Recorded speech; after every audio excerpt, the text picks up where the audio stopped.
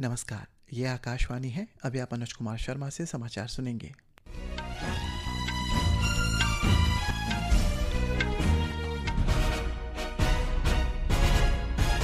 पहले मुख्य समाचार। सीपी राधाकृष्णन ने आज राष्ट्रपति भवन में आयोजित एक समारोह में भारत के 15वें उपराष्ट्रपति के रूप में शपथ ली। प्रधानमंत्री नरेंद्र मोदी ने श्री राधाकृष्णन को जनता की सेवा में समर्पित सफल कार्यकाल की शुभकामनाएं दी। श्री मोदी आज शाम नई दिल्ली में ज्ञान भारतम पर अंतर्राष्ट्रीय सम्मेलन में भाग लेंगे। वे पांडुलिपियों और डिजिटलीकरण, संरक्षण और सार्वजनिक पहुंच को बढ़ावा देने के लिए एक पोर्टल का शुभारंभ भी करेंगे।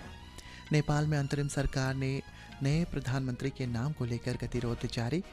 फिडे ग्रैंड स्विस शतरंज टूर्नामेंट में भारतीय ग्रैंड मास्टर निहाल सरीन ने परम मघसुदलू को हराकर 7वें दौर में बढ़त बनाई।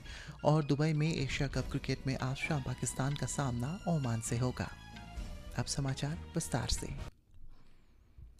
श्री सीपी राधाकृष्णन देश के 15वें उपराष्ट्रपति बन गए हैं। राष्ट्रपति द्रौपदी मुर्मू ने आज राष्ट्रपति भवन में उन्हें पद की शपथ दिलाई। शपथ ग्रहण समारोह में प्रधानमंत्री नरेंद्र मोदी, पूर्व राष्ट्रपति रामनाथ कोविंद, पूर्व उपराष्ट्रपति जगदीप धनखड़, केंद्रीय मंत्री अमित शाह, राजनाथ सिंह, जेपी नड्डा, पीयूष गोयल और नितिन गडकरी उपस्थित रहे।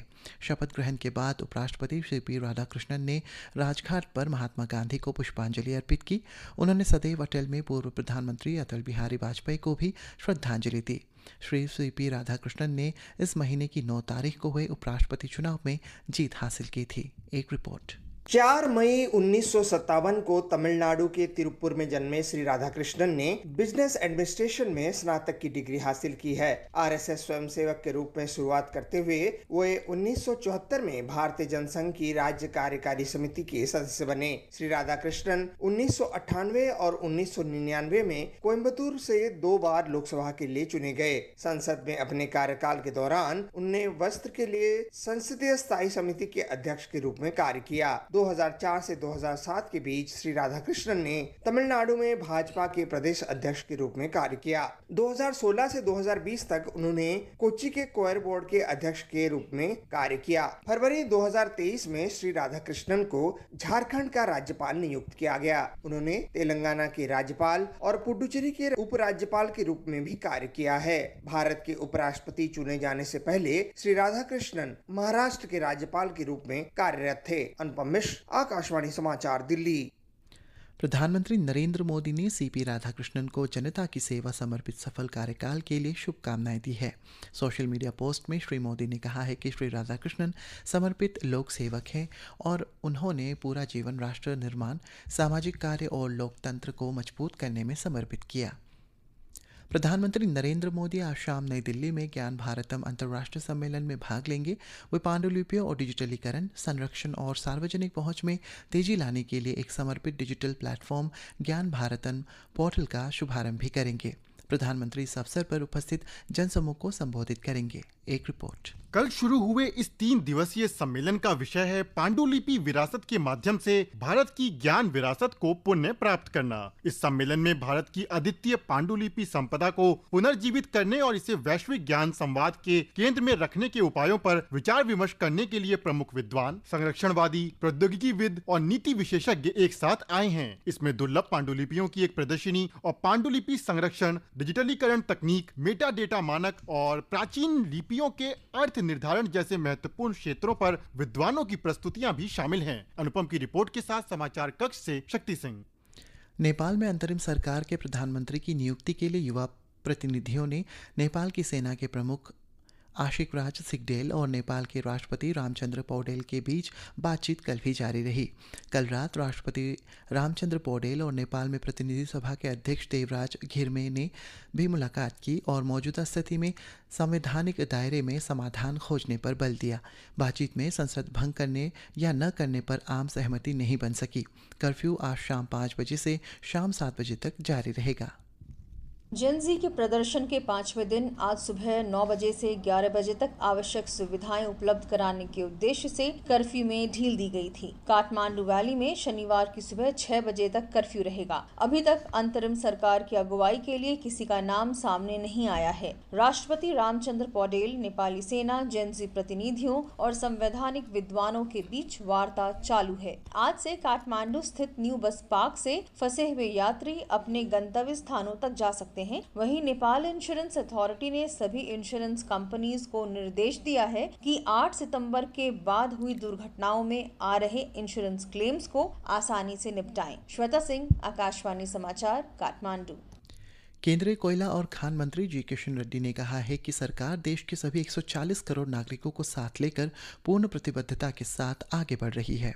उन्होंने कहा है कि सामूहिक लक्ष्य आत्मनिर्भर भारत का निर्माण करना है और प्रधानमंत्री नरेंद्र मोदी के नेतृत्व में सरकार इस यात्रा में समावेशी प्रगति सुनिश्चित करने के लिए हर संभव प्रयास कर रही है। श्री रेड्डी आत्मनिर्भर भारत के दृष्टिकोण पर संवाददाता सम्मेलन को संबोधित कर रहे थे। भारत हर क्षेत्र में आत्मनिर्भर बनाने का प्रयास कमिटमेंट के साथ आगे बढ़ा रहे हैं। सिर्फ गवर्नमेंट नहीं है, देश के 140 करोड़ जनता देश को आत्मनिर्भर भारत बनाने के लिए हम मोटिवेशन भी कर रहे हैं, लोगों को साथ ले जाने के लिए भी हम प्रयास कर रहे हैं। गत सितंबर को जीएसटी परिषद ने नागरिकों का जीवन सरल बनाने के लिए कई क्षेत्रों में कर की दरें कम करने को मंजूरी दे दी है। आज हम मुक्त वस्तुओं पर नजर डालते हैं। एक रिपोर्ट।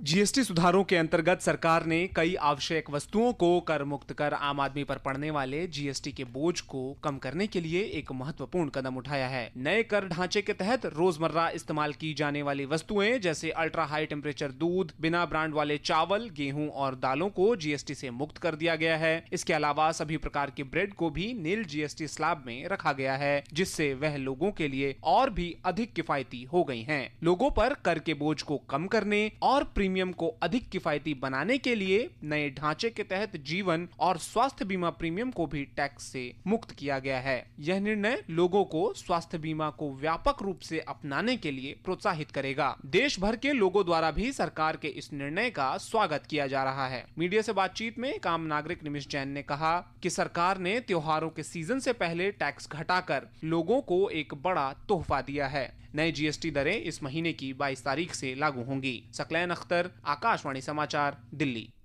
छत्तीसगढ़ में सुरक्षा बलों के साथ मुठभेड़ में 2 नक्सली मारे गए हैं। मुठभेड़ उस समय हुई जब बस्तर संभाग में बीजापुर जिले के दक्षिण पश्चिम इलाके में नक्सलियों की मौजूदगी की सूचना मिलने पर तलाशी अभियान चलाया जा रहा था। आज सुबह से ही सुरक्षा बलों और नक्सलियों के बीच रुक रुक कर गोलीबारी हो रही है। घटनास्थल से एक राइफल और विस्फोटक भी बरामद किए गए। तलाशी अभियान अभी जारी है। निर्वाचन आयोग आज सभी राज्यों और केंद्र शासित प्रदेशों के मुख्य निर्वाचन अधिकारी कार्यालयों के मीडिया और संचार अधिकारियों के लिए 1 दिवसीय कार्यशाला का आयोजन करेगा। एक रिपोर्ट। इस कार्यशाला का उद्देश्य ये स्पष्ट करना है कि देश में चुनाव संविधान के अनुसार होते हैं और कानूनी, तथ्यात्मक तथा नियम आधारित सूचनाओं को समय पर तथा समन्वित तरीके से संप्रेषित करने के महत्व को बताना है। मुख्य चुनाव आयुक्त ज्ञानेश कुमार, चुनाव आयुक्तों डॉक्टर सुखबीर सिंह संधू और डॉक्टर विवेक जोशी की उपस्थिति में कार्यशाला का उद्घाटन करेंगे। निर्वाचन आयोग ने कहा कि चुनावी प्रक्रियाओं के संबंध में जनता को गुमराह करने वाली गलत सूचनाओं में हाल में हुई वृद्धि को देखते हुए कार्यशाला का उद्देश्य राज्यों और केंद्र शासित प्रदेशों में सीईओ कार्यालयों के संचार तंत्र को तथ्य आधारित प्रतिक्रियाओं के साथ भ्रामक सूचनाओं का मुकाबला करने योग्य बनाना है। पल्लवी की रिपोर्ट के साथ समाचार कक्ष से दुर्गा प्रसाद। नई दिल्ली स्थित अखिल भारतीय आयुर्विज्ञान संस्थान एम्स में कौशल, ई लर्निंग और टेलीमेडिसिन सुविधा में उन्नत दा विंची सर्जिकल रोबोट का उद्घाटन किया गया। ये भारत में रोबोटिक सर्जरी प्रशिक्षण में एक महत्वपूर्ण पड़ाव है। देश के किसी सरकारी मेडिकल कॉलेज अस्पताल में प्रशिक्षण के लिए पहली बार दा विंची प्रणाली की स्थापना की गई है। एम्स में 2 रोबोटिक सिस्टम पूरी तरह से प्रशिक्षण के लिए तैयार है। भारतीय ग्रैंड मास्टर निहाल सरीन ने उज्बेकिस्तान के समरकंद में फिरे ग्रैंड स्विस शतरंज में 7वें दौर में ईरान के परम मगसूदलू को हरा दिया है। सरीन और जर्मनी के ग्रैंड मास्टर मथायस बोलोबाम 5.5 अंक के साथ संयुक्त रूप से बढ़त पर है। इस बीच वैश्विक चैंपियन डी गुकेर 7वें दौर में तुर्की के ग्रैंड मास्टर एरिस गुरेल से हार गए हैं। दुबई में एशिया कप क्रिकेट में आज पाकिस्तान का मुकाबला ओमान से होगा। टूर्नामेंट में पाकिस्तान इस मैच को जीतकर शानदार शुरुआत करना चाहेगा, जबकि ओमान ये मैच जीतकर इसे यादगार बनाना चाहेगा। मौसम विभाग ने अगले 3-4 दिनों में मराठावाड़ा और पूर्वोत्तर राज्यों में मूसलाधार वर्षा का अनुमान व्यक्त किया है। आकाशवाणी समाचार से विशेष बातचीत में मौसम विभाग के वरिष्ठ वैज्ञानिक R.K. जनामणि ने कहा है कि आज उत्तराखंड, महाराष्ट्र, मुंबई और तेलंगाना में तेज बारिश हो सकती है। इसी के साथ ये समाचार बुलेटिन समाप्त हुआ। नमस्कार।